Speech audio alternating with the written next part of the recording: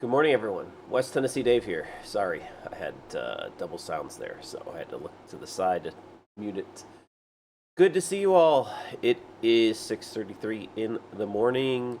I'm West Tennessee Dave. We're live on Twitch and coming to you later on either YouTube or Twitch VOD. Come check them out. Come say hello. Thank you for being here now. Thank you for being here later whenever you can. Really good to see you all this morning. Thanks for your lurks and your comments and everything else. All right, today we are going to read 1 Kings 12 through 16. And just quick overview, flyby. A few books ago, we started the Kingdom Journey.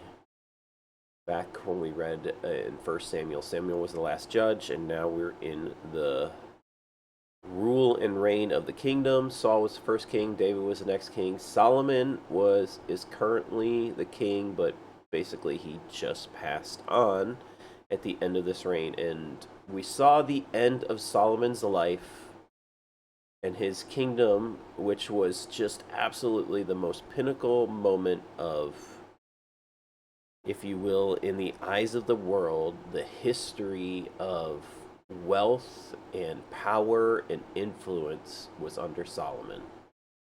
But he was lured away from trusting God by the 1,000 wives that he acquired over time. Because they were from all over the place, not just from Israel, and they worshipped other gods, and he started worshiping them instead. So that's where we left it off, and a prophet came and said, hey, the kingdom's going to be taken away from David's rule lineage, if you will, but it won't be under Solomon's reign. So that's where we're going. And it's going to be hard to keep up. We're going to go through Kings a lot quicker going forward. And the names are going to sound familiar, but just do your best to try to follow along as we go down this journey. So here we go.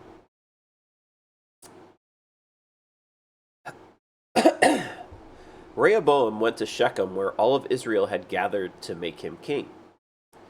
When Jeroboam, son of Nebat, heard of this, he returned from Egypt, for he had fled to Egypt to escape from King Solomon. The leaders of Israel summoned him, and Jeroboam and the whole assembly of Israel went to speak with Rehoboam. Your father was a hard master, they said. Lighten the harsh labor demands and heavy taxes that your father imposed on us. Then we will be your loyal subjects. Rehoboam replied, give me 3 days to think this over, then come back for my answer. So the people went away. Then King Rehoboam discussed the matter with the older men who had counseled his father Solomon. What is your advice, he asked. How should I answer these people? The older counselors replied, if you are willing to be a servant to these people today and give them a favorable answer, they will always be your loyal subjects. But Rehoboam rejected the advice of the older men and instead asked the opinion of the young men who had grown up with him and were now his advisors. What is your advice? He asked them. How should I answer these people who want me to lighten the burdens imposed by my father? The young men replied, this is what you should tell those complainers who want a lighter burden. My little finger is thicker than my father's waist. Yes, my father laid heavy burdens on you, but I'm going to make them even heavier. My father beat you with whips, but I will beat you with scorpions. 3 days later, Jeroboam and all the people returned to hear Rehoboam's decision, just as the king had ordered. But Rehoboam spoke harshly to the people, for he rejected the advice of the older counselors and followed the counsel of his younger advisors. He told the people, my father laid heavy burdens on you, but I'm going to make them even heavier. My father beat you with whips, but I will beat you with scorpions. So the king paid no attention to the people. This turn of events was the will of the Lord, for it fulfilled the Lord's message to Jeroboam, son of Nebat, through the prophet Ahijah from Shiloh. When all of Israel realized that the king had refused to listen to them, they responded, down with the dynasty of David! We have no interest in the son of Jesse. Back to your homes, O Israel. Look out for your own house, O David. So the people of Israel returned home, but Rehoboam continued to rule over the Israelites who lived in the towns of Judah. King Rehoboam sent Adoniram, who was in charge of forced labor, to restore order, but the people of Israel stoned him to death. When this news reached King Rehoboam, he quickly jumped into his chariot and fled to Jerusalem. And to this day, the northern tribes of Israel have refused to be ruled by a descendant of David. When the people of Israel learned of Jeroboam's return from Egypt, they called an assembly and made him king over all of Israel. So only the tribe of Judah remained loyal to the family of David. When Rehoboam arrived at Jerusalem, he mobilized the men of Judah and the tribe of Benjamin, 180,000 select troops, to fight against the men of Israel and to restore the kingdom to himself. But God said to Shemaiah, the man of God, "Say to Rehoboam, son of Solomon, king of Judah, and to all the people of Judah and Benjamin, and to the rest of the people, this is what the Lord says. Do not fight against your relatives, the Israelites. Go back home, for what has happened is my doing." So they obeyed the message of the Lord and went home as the Lord had commanded.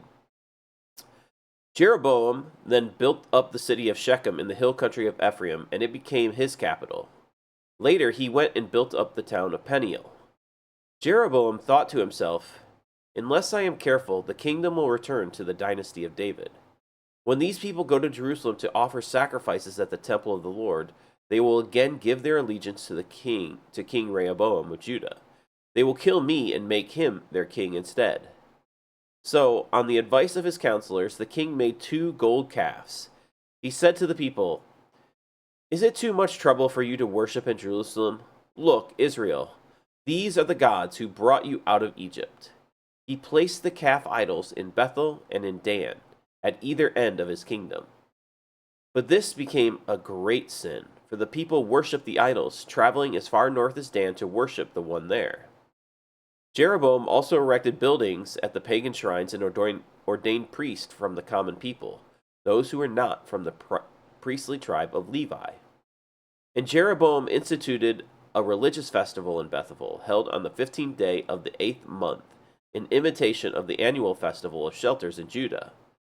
There at Bethel he himself offered sacrifices to the calves he had made, and he appointed priests for the pagan shrines he had made. So on the 15th day of the 8th month, a day that he himself had designated, Jeroboam offered sacrifices on the altar at Bethel. He instituted a religious festival for Israel, and he went up to the altar to burn incense. At the Lord's command, a man of God from Judah went to Bethel, arriving there just as Jeroboam was approaching the altar to burn incense. Then, at the Lord's command, he shouted, "O altar! Altar! This is what the Lord says. A child named Josiah will be born into the dynasty of David. On you he will sacrifice the priests from the pagan shrines who come here to burn incense, and human bones will be burned on you." That same day the man of God gave a sign to prove his message. He said, "The Lord has promised to give this sign. The altar will split apart, and its ashes will be poured out on the ground." When King Jeroboam heard the man of God speaking against the altar at Bethel, he pointed at him and shouted, "Seize that man!" But instantly the king's hand became paralyzed in that position, and he couldn't pull it back. At the same time, a wide crack appeared in the altar, and the ashes poured out, just as the man of God had predicted in his message from the Lord. The king cried out to the man of God, "Please ask the Lord your God to restore my hand." So the man of God prayed to the Lord, and the king's hand was restored, and he could move it again. Then the king said to the man of God, "Come to the palace with me and have something to eat, and I will give you a gift." But the man of God said to the king, "Even if you gave me half of everything you own, I would not go with you. I would not eat or drink anything in this place. For the Lord gave me this command: you must not eat or drink anything while you are there, and do not return to Judah by the same way you came." So he left Bethel and went home another way. As it happened, there was an old prophet living in Bethel, and his sons came home and told him what the man of God had done in Bethel that day. They also told their father what the man had said to the king. The old prophet asked them, "Which way did he go?" So they showed their father which road the man of God had taken. "Quick, saddle the donkey," the old man said. So they saddled the donkey for him, and he mounted it.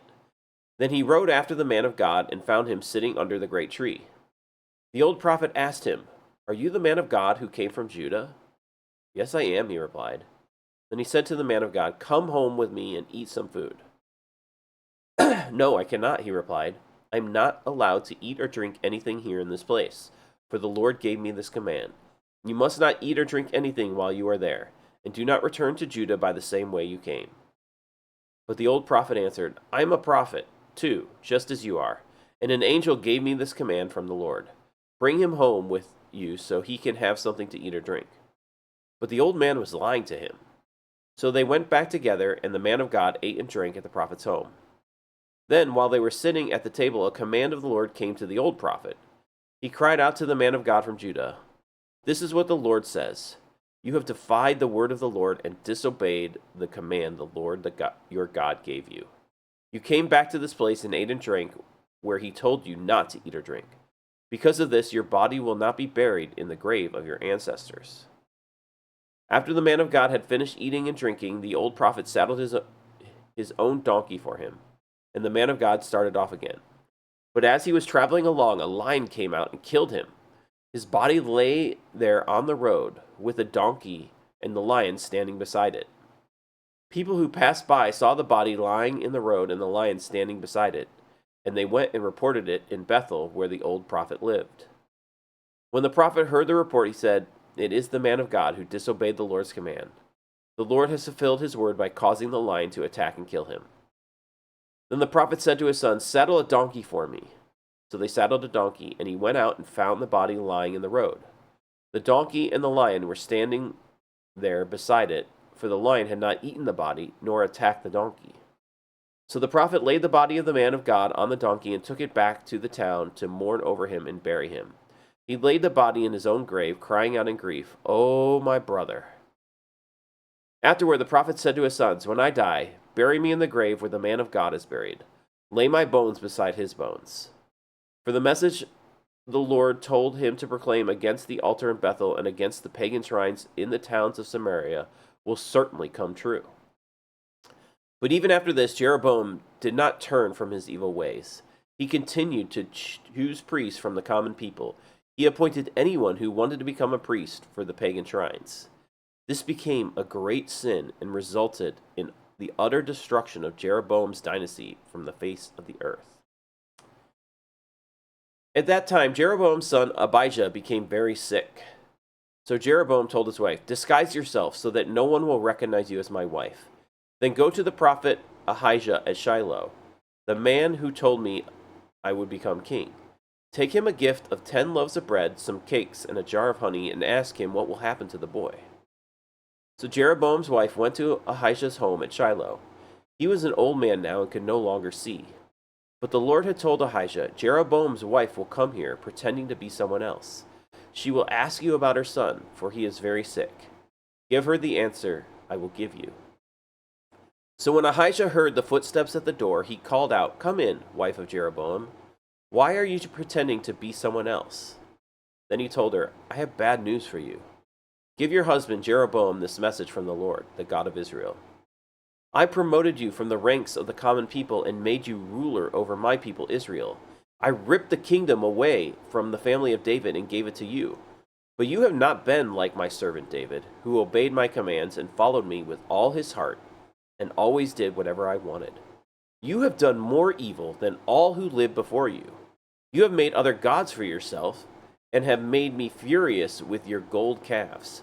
And since you have turned your back on me, I will bring disaster on your dynasty and will destroy every one of your male descendants, slave and free alike, anywhere in Israel. I will burn up your royal dynasty as one burns up trash until it is all gone. The members of Jeroboam's family who die in the city will be eaten by dogs, and those who die in the field will be eaten by vultures. I, the Lord, have spoken. Good morning, Spacey. Good to see you. Then Ahijah said to Jeroboam's wife, Go on home, and when you enter the city, the child will die. All of Israel will mourn for him and bury him. He is the only member of your family who will have a proper burial. For this child is the only good thing that the Lord, the God of Israel, sees in the entire family of Jeroboam. In addition, the Lord will raise up a king over Israel who will destroy the family of Jeroboam. This will happen today, even now. Then the Lord will shake Israel like a reed whipped about in a stream. He will uproot the people of Israel from this good land that he gave their ancestors, and will scatter them beyond the Euphrates River. For they have angered the Lord with their Asherah poles they have set up for worship. He will abandon Israel because Jeroboam sinned and made Israel sin along with him. So Jeroboam's wife returned to Tisra, and the child died just as she walked through the door of her home. And all of Israel buried him and mourned for him, as the Lord had promised through the prophet Ahijah. The rest of the events in Jeroboam's reign, including all his wars and how he ruled, are recorded in the books of the history of the kings of Israel. Jeroboam reigned in Israel 22 years. When Jeroboam died, his son Nadab became the next king. Meanwhile, Rehoboam, son of Solomon, was king in Judah. He was 41 years old when he became king, and he reigned 17 years in Jerusalem, the city the Lord had chosen from among all the tribes of Israel as the place to honor his name. Rehoboam's mother was Naamah, an Ammonite woman. During Rehoboam's reign, the people of Judah did what was evil in the Lord's sight, provoking his anger with their sin, for it was even worse than that of their ancestors. For they also built for themselves pagan shrines and set up sacred pillars and Asherah poles on every high hill and under every green tree. There were even male and female shrine prostitutes throughout the land. The people imitated the detestable practices of the pagan nations the Lord had driven from the land ahead of the Israelites. In the 5th year of King Rehoboam's reign, King Shishak of Egypt came up and attacked Jerusalem. He ransacked the treasuries of the temple of the Lord and the royal palace. He stole everything, including all the gold shields Solomon had made. King Rehoboam later replaced them with bronze shields as substitutes, and he entrusted them to the care of the commanders of the guard who protected the entrance to the royal palace. Whenever the king went to the temple of the Lord, the guards would also take the shields and then return them to the guard room. The rest of the events in Rehoboam's reign and everything he did are recorded in the books of the history of the kings of Judah. There was constant war between Rehoboam and Jeroboam. When Rehoboam died, he was buried among his ancestors in the city of David. His mother, Naamah, an Ammonite woman, then his son Abijam became the next king. Abijam began to rule over Judah in the 18th year of Jeroboam's reign in Israel. He reigned in Jerusalem 3 years. His mother was Maacah, the granddaughter of Absalom. He committed the same sins as his father before him, and he was not faithful to the Lord his God, as his ancestor David had been. But for David's sake, the Lord his God allowed his descendants to continue ruling, shining like a lamp, and he gave Abijam a son to rule after him in Jerusalem. For David had done what was pleasing in the Lord's sight and had obeyed the Lord's commands throughout his life, except in the affair concerning Uriah the Hittite. There was war between Abijam and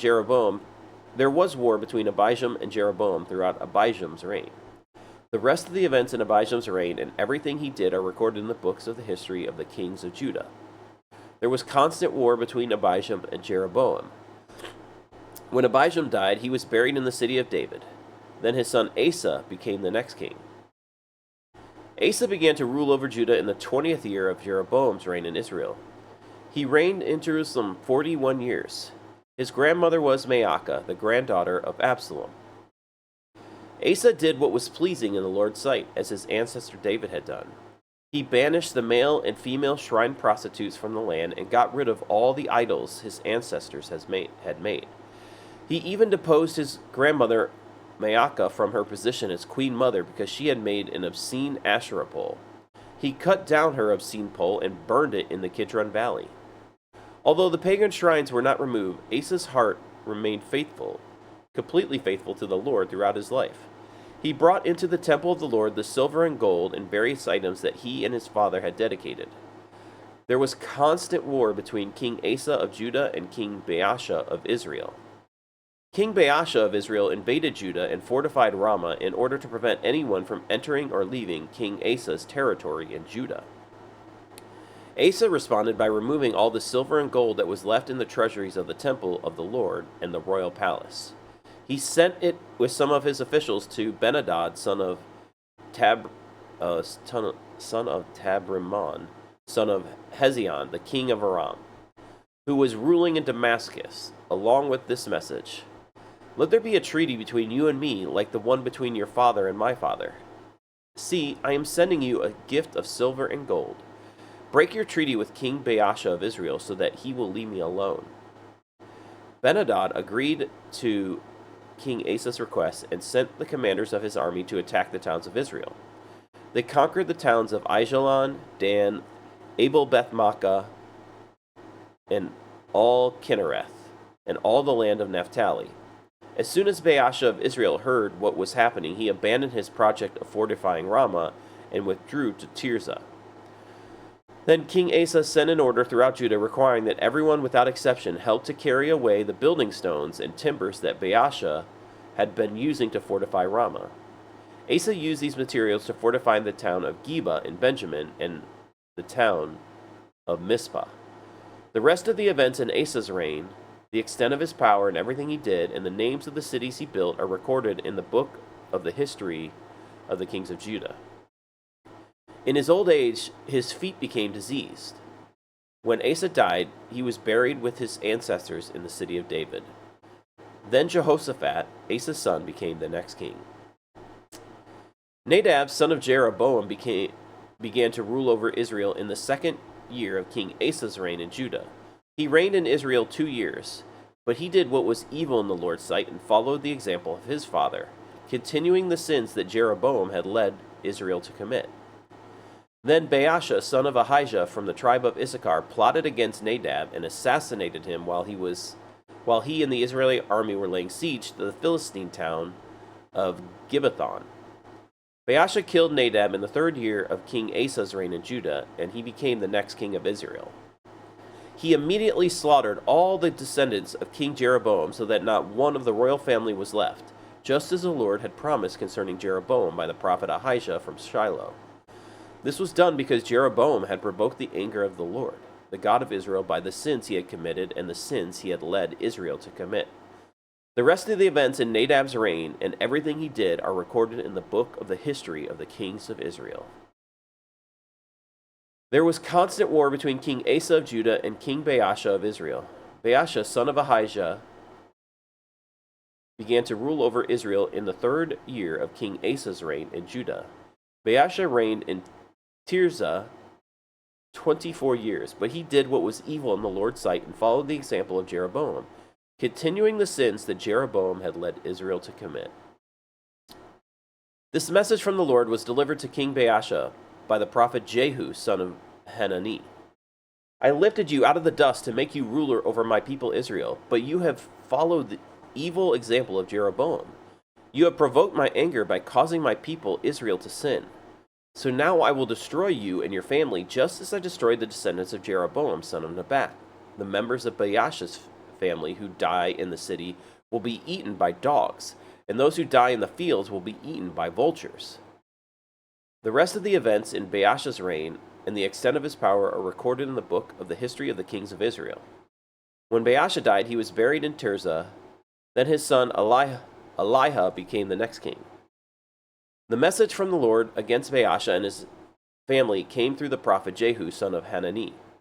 It was delivered because Baasha had done what was evil in the Lord's sight, just as the family of Jeroboam had done, and also because Baasha had destroyed the family of Jeroboam.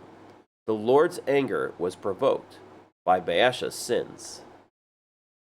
Eliha, son of Baasha, began to rule over Israel in the 26th year of King Asa's reign in Judah. He reigned in the city of Tirzah for 2 years. Then Zimri, who commanded half of the royal chariots, made plans to kill him. One day in Tirzah, Elah was getting drunk at the home of Arza, the supervisor of the palace. Zimri walked in and struck him down and killed him. This happened in the 27th year of King Asa's reign in Judah. Then Zimri became the next king. Zimri immediately killed the entire royal family of Baasha, leaving him not even a single male child. He even destroyed distant relatives and friends. So Zimri destroyed the dynasty of Baasha, as the Lord had promised through the prophet Jehu. This happened because all the sins Baasha and his son Elah had committed, and because of the sins they led Israel to commit. They provoked the anger of the Lord, the God of Israel, with their worthless idols. The rest of the events in Elah's reign and everything he did are recorded in the book of the history of the kings of Israel. Zimri began to rule over Israel in the 27th year of King Asa's reign in Judah, but his reign in Tirzah lasted only 7 days. The army of Israel was then attacking the Philistine town of Gibbethon. When they heard that Zimri had committed treason and had assassinated the king, that very day they chose Omri, commander of the army, as the new king of Israel. So Omri led the entire army of Israel up from Gibbethon to attack Tirzah, Israel's capital. When Zimri saw that the city had been taken, he went into the citadel of the palace and burned it down over himself and died in the flames. For he, too, had done what was evil in the Lord's sight. He followed the example of Jeroboam and all the sins he had committed and led Israel to commit. The rest of the events in Zimri's reign and his conspiracy are recorded in the books of the history of the kings of Israel. But now the people of Israel were split into 2 factions. Half the people tried to make Tibni, son of Ginnathach, their king, while the other half supported Omri. But Omri's supporters defeated the supporters of Tibni, so Tibni was killed, and Omri became the next king. Omri began to rule over Israel in the 31st year of King Asa's reign in Judah. He reigned 12 years in all, 6 of them in Tirzah. Then Omri bought the hill now known as Samaria from its owners, Shemner, for 150 pounds of silver. He built a city on it and called the city Samaria in honor of Shemer. But Omri did what was evil in the Lord's sight, even more than any of the kings before him. He followed the example of Jeroboam, son of Nebat, and all the sins he had committed and led Israel to commit. The people provoked the anger of the Lord, the God of Israel, with their worthless idols. The rest of the events in Omri's reign, the extent of his power, and everything he did are recorded in the books of the history of the kings of Israel. When Omri died, he was buried in Samaria. Then his son Ahab became the next king. Ahab, son of Omri, began to rule over Israel in the 38th year of King Asa's reign in Judah. He reigned in Samaria 22 years. But Ahab, son of Omri, did what was evil in the Lord's sight, even more than any of the kings before him. And as though it were not enough to follow the sinful example of Jeroboam, he married Jezebel, the daughter of King Ethabel of the Sidonians, and he began to bow down in worship of Baal. First, Ahab built a temple and an altar for Baal in Samaria. Then he set up an Asherah pole. He did more to provoke the anger of the Lord, the God of Israel, than any of the other kings of Israel before him. It was during his reign that Hillel, a man from Bethel, rebuilt Jericho. When he laid its foundation, it cost him the life of his oldest son, Abiram. And when he completed it and set up its gates, it cost him the life of his youngest son, Segub. This all happened according to the message from the Lord concerning Jericho, spoken by Joshua, son of Nun. Okay, there we go today. We have completed our reading for the day, and we've gone through a number of kings and their kingdoms very quickly. Let's take a quick sip of water.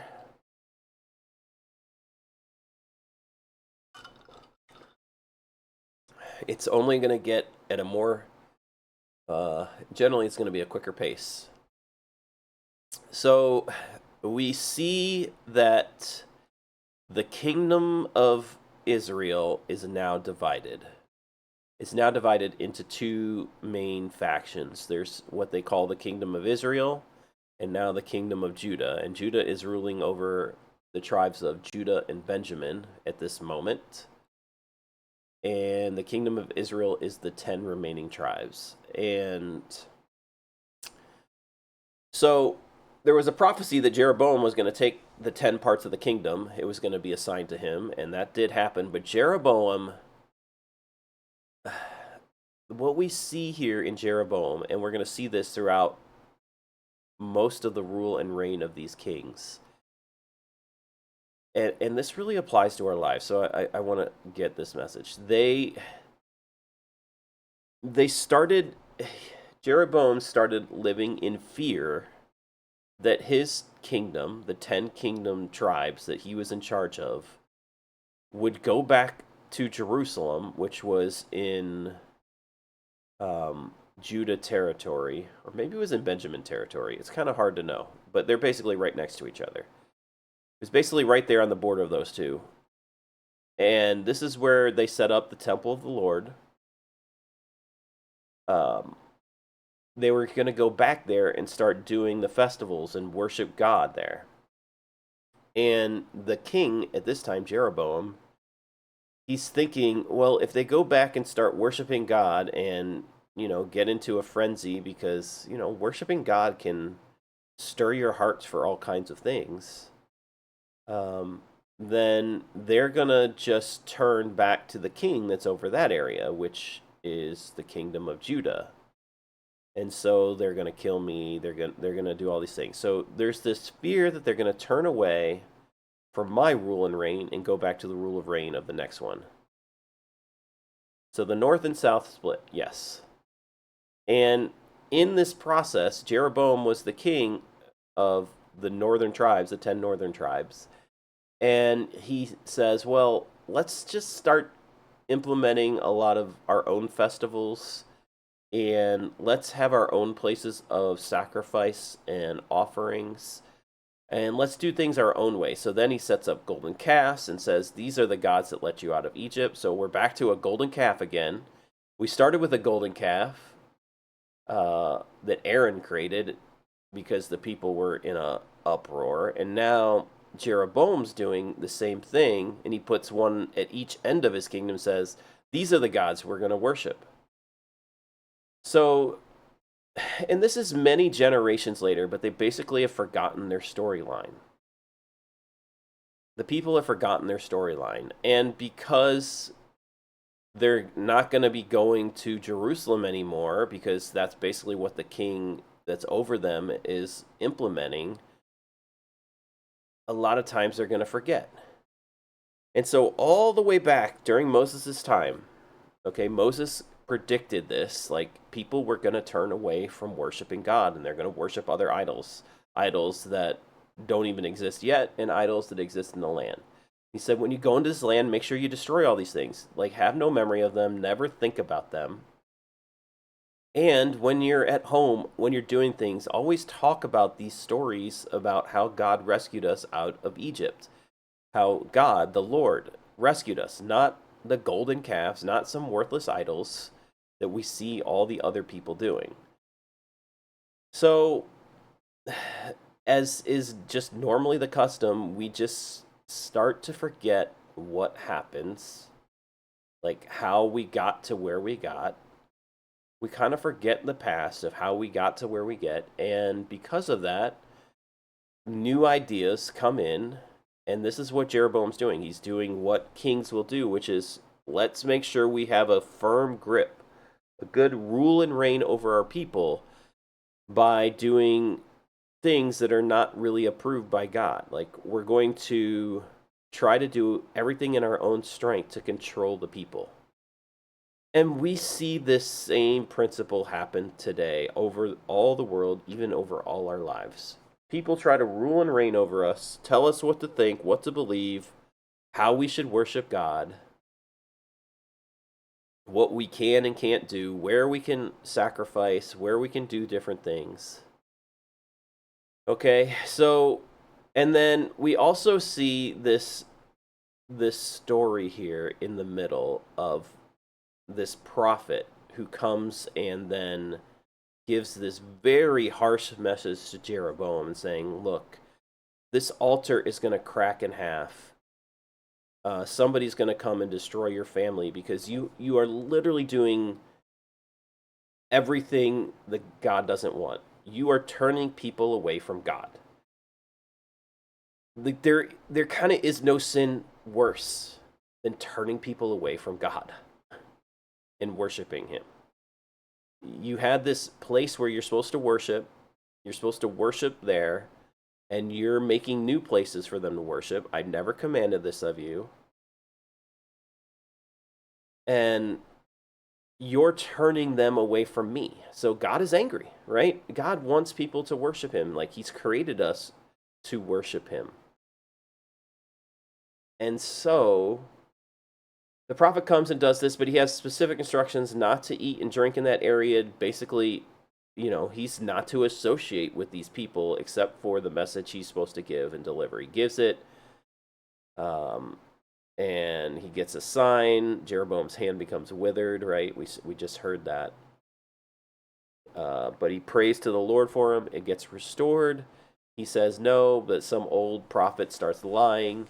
And because he disobeyed the Lord, even though he went with a prophet, once you get a message from the Lord, you're responsible for it. You are responsible for it. And unless you get another message directly back from the Lord that changes that, only from the Lord himself, you gotta follow that out. You gotta follow that plan. Right? We see these plans constantly changing. And so God didn't want his plan to change with this prophet. And he gave him specific instructions not to do these things. And it seems really harsh because he delivered this beautiful, this message of judgment and said, look, this stuff is not going to happen. But Jeroboam basically, once that guy's dead, didn't care at all. That prophet got destroyed because of his disobedience. And so God really cares when he gives us commands and messages that we follow through on them. And we're seeing that basically just unravel in the northern kingdom for sure here. People are just kind of doing whatever they think is right, and Jeroboam's letting that rule and reign because what he cares about is as long as they're loyal to me. And then we see that continue to play out through all the king's reigns. And we see tyranny all over the place. People eventually want control and power. And we see the kingdoms get warred after. We see people destroy the current king and dispose of them. I mean, this is no different than any of the rest of the world at this point. So they were the chosen people, and now they're basically abandoned to the fact that they're worshiping idols.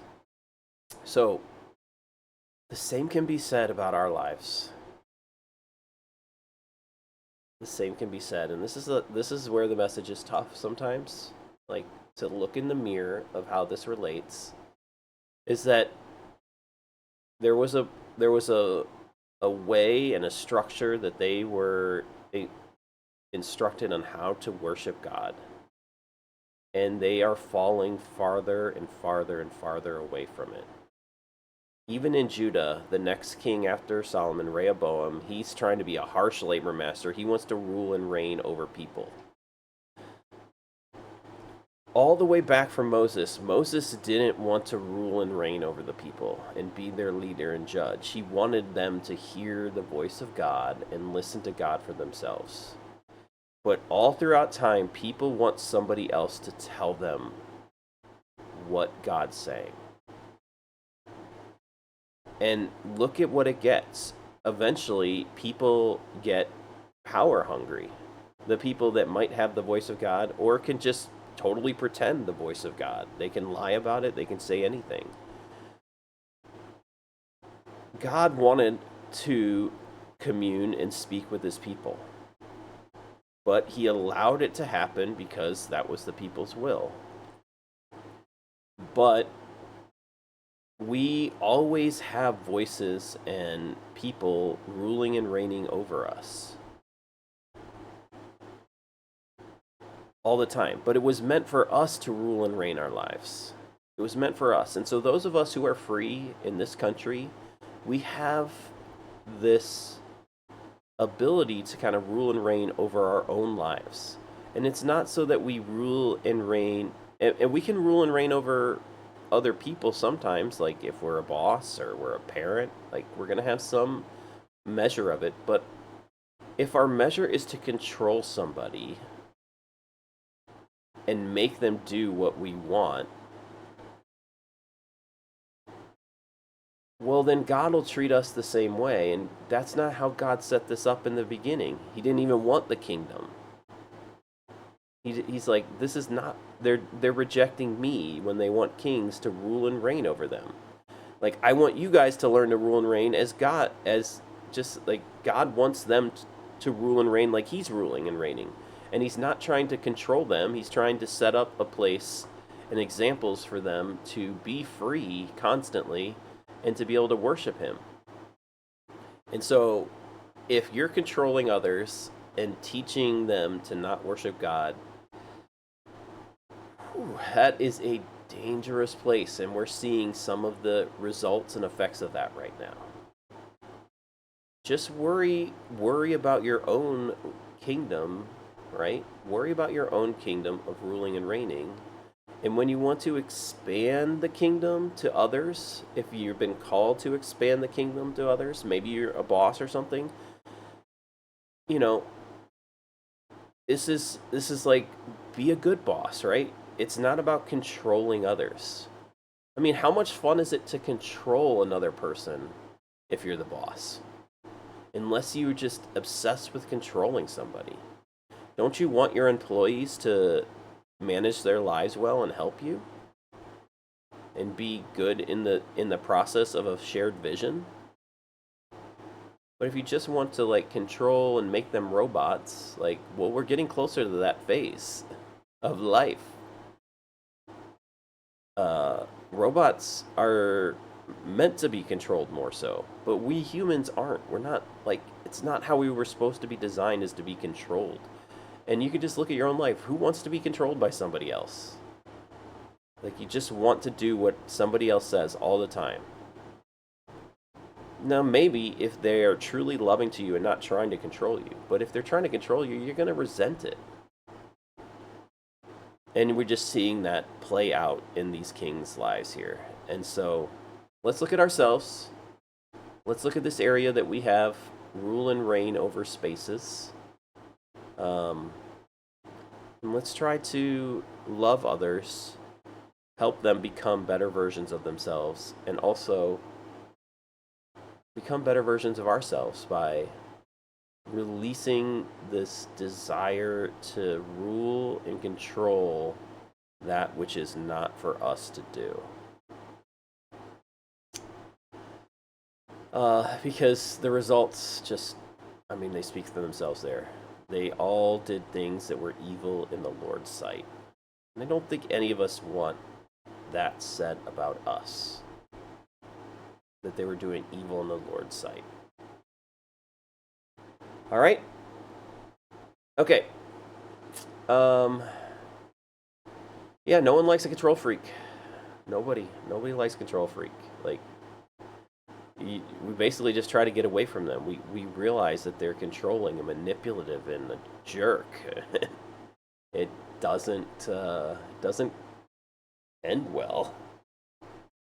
Like, war happens. Eventually, if they do control us, we fight against it because we're like, we don't want this. We're going to fight back eventually. So if we stop the controlling of others, we don't have to war against them. We let them make their choices. We might not like their choices, I get that, but we let them make their choices just like we want them to let us make our choices. And let's choose what was laid out before us, which is let's worship God, not all these idols that we're making. Okay. Thanks for being here today, guys. I really appreciate it.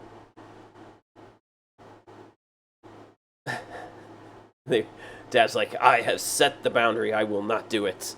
I will not listen to the controlling people over my lives. Good. Yeah, it's good. It's good on both fronts, but it's also good to look at ourselves because, I mean, you just see it over and over again. These people are doing this. And so there's probably inherently in us sometimes a desire to control others. I mean, I have 6 children. Man, I want them to do certain things at times. I do. I want them to do certain things at times. And like, I can rule and reign as dad and say, well, you will respect me because I am the authority, right? The moment I say it like that, the moment I say it like that, I've started the controlling process. And you might have had parents that done this to you, like, you will respect me because I am your elder, I am your parent. I gave birth to you. I brought you into this world, I can take you out. Have you ever heard that one before from a parent? Like, they're ruling and reigning over you with fear to get you to do something. Look at God as the example here. He is angry at the people. He's angry, but he still lets them choose. And he says these are going to be the consequences of that thing, hoping that they'll choose to repent and turn away from this controlling, manipulative behavior. But he doesn't force them to.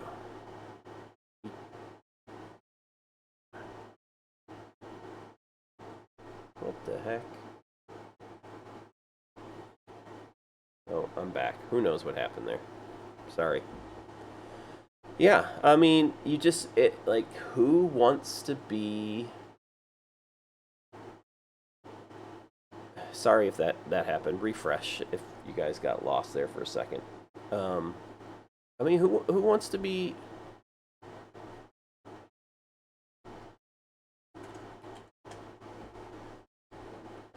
Who wants to be told what to do like this? Yeah. Nobody wants to be told, like, in that way. Like, who wants to respond to somebody who is just mean and violent, uses their authority to say, you're going to do what I want because I'm the boss of you? Like, and nobody responds like that well to that. I mean, they might respond to it in fear, but then we're just promoting fear, and that's not what God wants either. He wanted us to be free, so we have to learn in freedom how to choose that. And yeah, we say we're in the country of the land of the free, so we have to learn to operate that way, from a place of freedom, to operate by not wanting to control others and everything else. So just, you might have a very small kingdom. You might have your dog that you get to walk, and you get to control them, right? To some extent, but you still let them make their choices as the dog. You can't, like, force them to do what you want all the time. You want them to love you back. And they do love you because you love them. You feed them, you take care of them.